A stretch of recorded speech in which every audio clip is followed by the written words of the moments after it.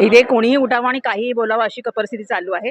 आम्ही आधीही सांगितलं होतं आणि आता सांगतो की मराठीबद्दल प्रेम आहे आणि हिंदीबद्दल प्रेम आहे. फक्त मुलांची तुम्ही बौद्धिक, शारीरिक आणि मानसिक क्षमता न बघता तुम्ही ज्या गोष्टी लादल्या होत्या त्याचा आम्हाला विरोध होता.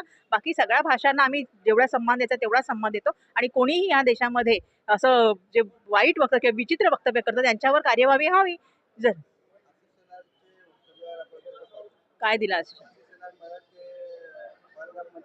हा ते सांगितलं ना की तो बीजेपी सरकार आहे ती भाषा पहिल्यांदा धर्माधर्मामध्ये युद्ध लावलं, नंतर भाषा भाषामध्ये युद्ध लावल्याचा आता प्रयत्न चालू आहे. आणि पहलगामचं जर ते बोलत असतील तर त्यांनी एवढं सांगावं की पहलगामचे ते हे होते, अतिरेकी होते, ते का अजून पकडले गेले नाही त्याचं उत्तर द्यावं.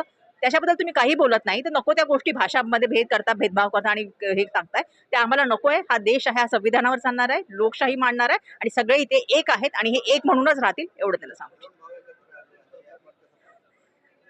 चांगली गोष्ट आहे, एकत्र येणं चांगली गोष्ट आहे. जर लोकांच्या फायद्यासाठी ह्या गोष्टी होत असेल तर नक्कीच त्याचं स्वागत आहे.